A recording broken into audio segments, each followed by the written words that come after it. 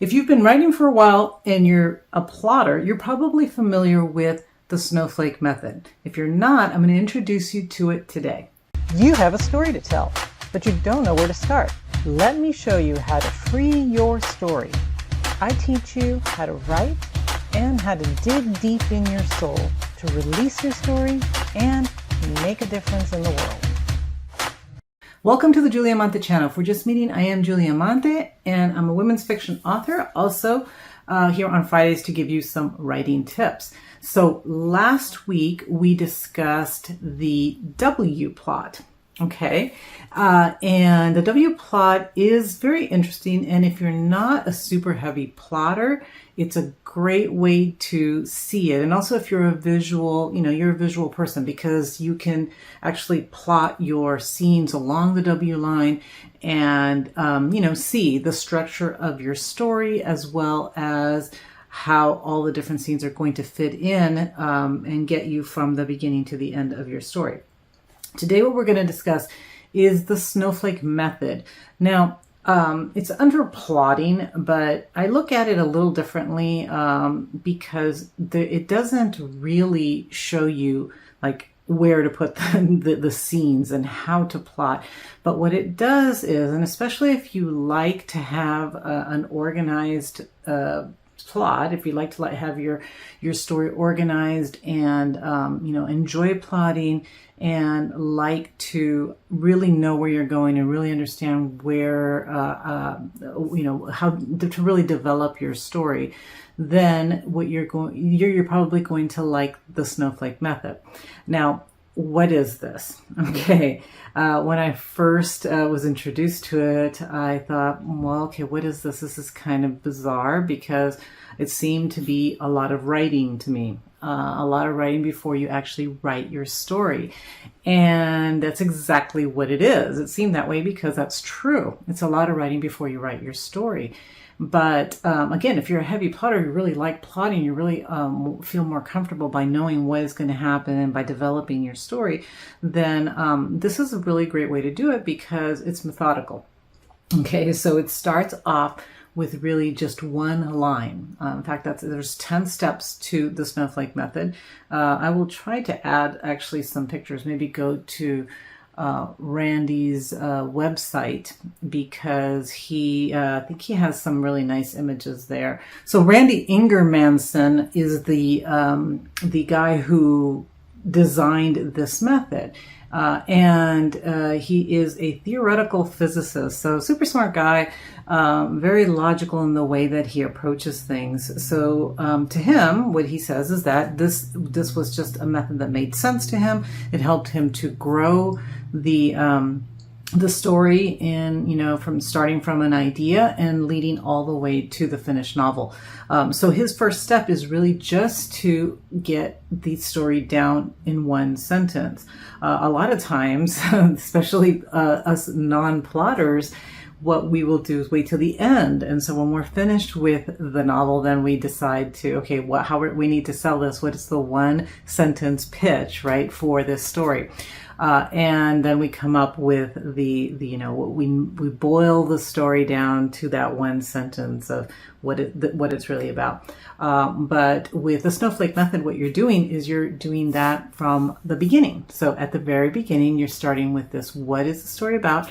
He says not to even name your character yet, just to think of your character more as the type of person, and then and then say kind of like what the goal is, right? So for example, I am going to go see the new Top Gun today.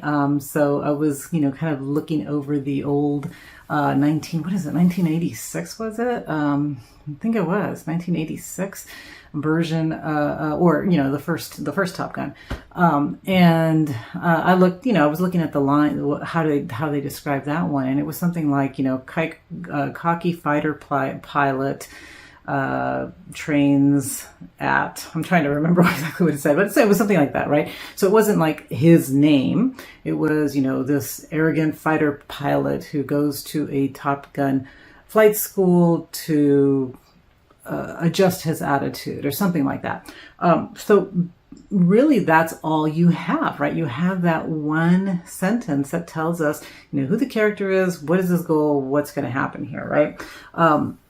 It doesn't have to be very long. So his first step is just kind of get that down. Just take some time, however long it takes you. Sometimes it takes a long time just to think of that, right? Just to think of like, okay, what is this story about? What's up with this character? Then the second step is to expand that. So take that one sentence now and expand it into a paragraph. So add a few more details now. So maybe now add his name, maybe add the conflict, add a little bit more to really understand. And maybe you might want to add, let's see who the villains are, if there are villains, what are some of the challenges that the character has. Not a lot though. Again, you're just maybe thinking of beginning, middle, and end of how, and again, maybe the conflict, just a very compact paragraph that is explaining your story. Then one of the things that I find a little odd, I guess, for me, just the way my brain thinks, is that he jumps back and forth from character to plot. So step 3, now he goes into character development, and he says to briefly describe your main characters. So you're going to write a very short paragraph about each of the characters. Who are they? What do they want? What are their goals? What are some of their challenges? Just a little bit about each of those characters. And it's main characters. I mean, if you have a ton of characters, you could write about all of them, but it's mostly just the main characters. So let's say you have, 5 main characters. You're going to have 5 paragraphs just explaining who these characters are, what are their goals, what are their challenges, what are their maybe some flaws that they might have, what are some things that they're going to have to overcome within the story. So you're trying to get to know, I guess, in this paragraph, now that we kind of know what the story is about, who are the characters, what are, who are they, how are they going to fit into this story, and what are they going to be challenged with and learn. Then he, again, alternates. He goes back into plot now. So what step are we in? We're in step number 4, right? So step number 4, you're returning to that second step where you wrote a whole paragraph on the plot. And now you're expanding it to at least a page. You could write a little more if you wanted to, but now you're expanding it and thinking more about, okay, so now what has to happen for all these things to happen, right? So you're not getting deeply into scenes or anything like that yet. Again, it's only just about a paragraph or 2 or 3. I mean, you can write as much as you want, of course, but it's just expanding that paragraph now. It helps. Again, one of the things that this method does is it tells you to do this, right? To expand this, but and perhaps in his book, I have to say I have not read his book. Perhaps in his books he gives more details about exactly what to do. I'm positive that he does, right? Because he's written a whole book about this. But in that 4th step, what exactly are we adding to this 4th step? And I like to look at actual structures, right? I like to look at plotting structures. So my favorite theme is the hero's journey. And so what, I look at is, okay, so now if I'm going to extend this paragraph into a page, I want to look at those things. Okay, so what is he going to do with how is this going to start? What is the initial spark that's going to start this story? What is the refusal of, why is he going to refuse this assignment? With Top Gun, he is very arrogant, right? He thinks he knows everything. He doesn't think he needs to be at this school. And so he's sort of refusing being there at all. And so this is what gets him into a lot of trouble. He doesn't listen. He doesn't follow orders. He thinks he knows better than everyone, including the flight instructor. So he gets into a lot of conflict with other also very arrogant. These people are the best at what they do, right, in this Top Gun school, and so they all are thinking that they know best, that they are the best. So it goes with those, that type of persona. So he fits in very well there, but it gets him into a lot of trouble. So his refusal is, I don't really even need to be here. What am I doing here? and I'm not going to follow orders. So I go through, for me, the hero's journey to create this longer version of the story so that I can understand, right, where the story is going. If I'm going to do this, and again, I am not a detailed plotter like this. This is not my plotting style. But again, I'm sharing it because it could be yours.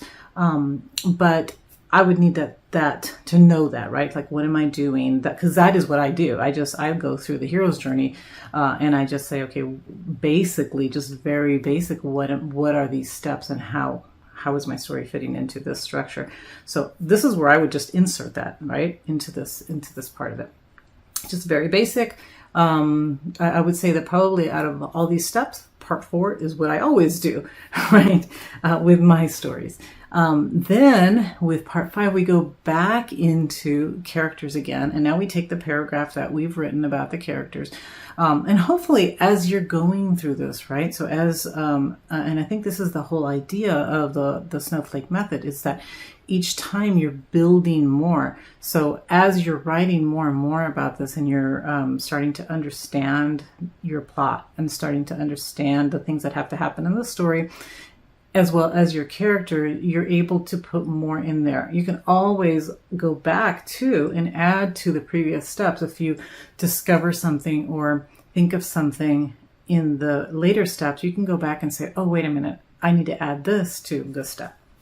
Okay, but in step 5, what you're doing is you're developing your characters more. So now you want to give each character, instead of a paragraph, you're going to extend that to a page so that you are adding more, and you're going back into now more of their background, more of their personal history. Who are they? Really understanding, like, okay, if you said before that they have trust issues, let's say, what does Maverick have? I guess he rebels against authority, right? Because again, I haven't watched this in a long time, but I'm trying to remember. I think he had, I'm pretty sure he had issues with his father. His father was also a fighter pilot or something. You can correct me if I'm wrong, but he had some issues there, right, of trying to be good enough for his father, or prove something to his father. So again, I haven't watched this in years and years and years, so I probably should have watched it before I go watch the new one. But I think that's what it was, right? He has some authority issues, and that's his. So in step 4, no, what was it? In step 3. I would have mentioned that. I would mention that, right? That's one of his issues. Now in step 5, I'm going to delve deeper into that. Why does he have issues with following orders? Why is he so arrogant? And then really explain that a little bit more, so that, again, I'm getting to know my character better and in a deeper way than just at the beginning. And that's the whole idea of the Snowflake method, is that you continue to add to and grow and grow and grow and grow. And this is done over time, right? So it might take you a day to write the one sentence. It might take you 2 or 3 days to write the paragraph, but 5 days a week, 2 weeks to write the whole thing, the whole page, or 2 or 3 pages. But as you're going through, you're spending more and more time thinking about this, and it's growing and it's developing into more, something more solid that you can really work with. Okay, in step 6 now, what you are going to be doing is developing the story. So now we're ready for story development, okay? So we have all the basics. We have all kind of the understanding of the background. We have the major kind of points, turning points, and all of that, right? So we go back to 4 now. We're going back to 4, and we're looking at, okay, what did we say, right? What was, I used the hero's journey. What are these major steps? Whatever, other structure you used. You go back to that now, and it's like, okay, how am I going to get from this point to this point? How am I getting from the initial crisis to the refusal? How am I getting from the refusal to maybe the meeting of a mentor, right? So how am I getting to these points?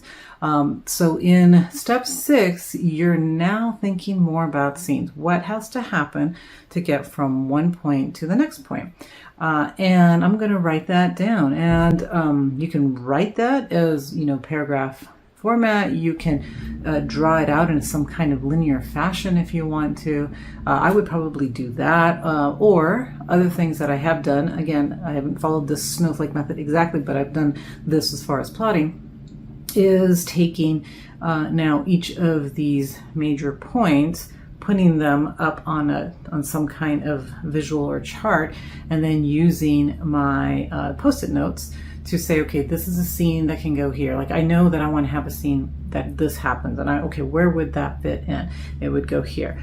Same as with the W plot, right? So the W plot, what you're doing is you're fitting in scenes, and then this is the point here in the Snowflake method where you would be doing that, saying, okay, I need I need these scenes to get me from this point to this point. I need I need to add whatever, right? I need Maverick to have a crazy flight where he doesn't listen to his superiors, and he actually gets called in and gets in trouble, right? So it's one of those scenes that happen in Top Gun. Well, where would that go, right? Where in the plot would that go? You're going to create the scenes now. So this is story development. Create as many scenes as you think that need to go in there.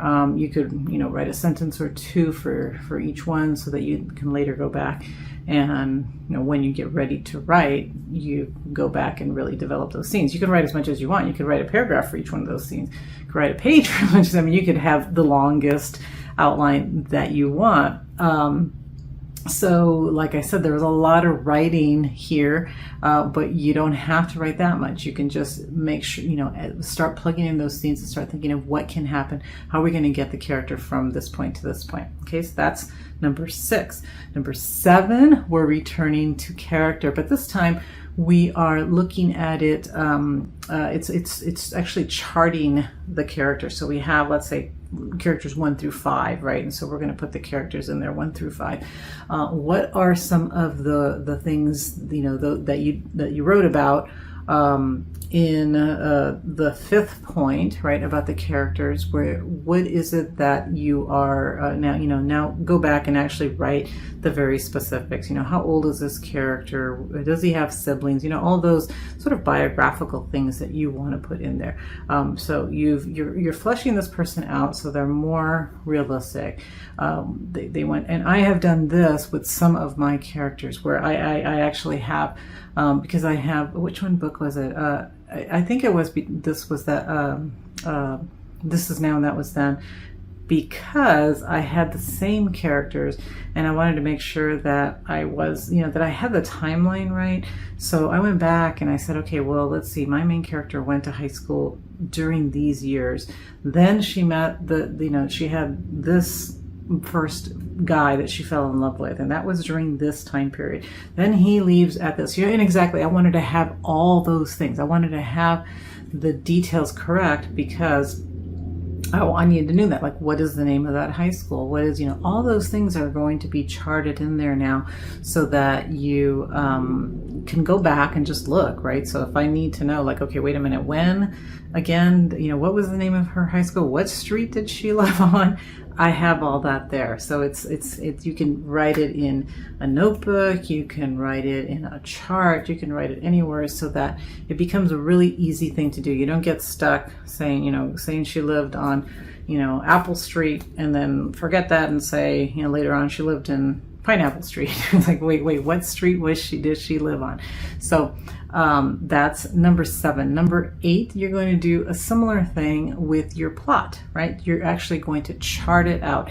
And with the chart for number 8, he suggests using something like, oh God, I forgot what's the software. I guess it is. It's sort of like an Excel spreadsheet is what he was saying. So that you have, again, you have a chart where you can look at it, and you have like the characters down one line, you have the scenes, let's say, or the chapters along the top, and then you add in like the scenes, where they're going to go, what's going to happen, Again, very briefly, you're writing like maybe one sentence on each for each one. You can do this again with post-it notes, which is what I have done in the past, because it makes it really easy. Like if I change my mind and I say, you know, I really think chapter 5 needs to come before chapter 4, I can switch these two, and it makes it really easy because I have it all there now. Okay, so I'm actually putting things in order. I'm making sure. I might want to color code things so that I see, like, okay, how many times, you know, how long has it been since I followed the subplot for character, you know, the second character, you know, maybe the third character I haven't really talked about much. Maybe I need to bring that subplot in. So it helps you to visually see everything and to organize these scenes and be able to, you know, when you get ready to write, make sure that it flows well and that it's making sense. Okay, then we're ready for step number 9 and step number 10. Step number 9 goes back to each one of these scenes now. You've already written a paragraph about each scene. You've kind of developed each scene a little bit. And now you go in and you add more depth to those scenes. You can add dialogue, you can add descriptions, you can add historical data.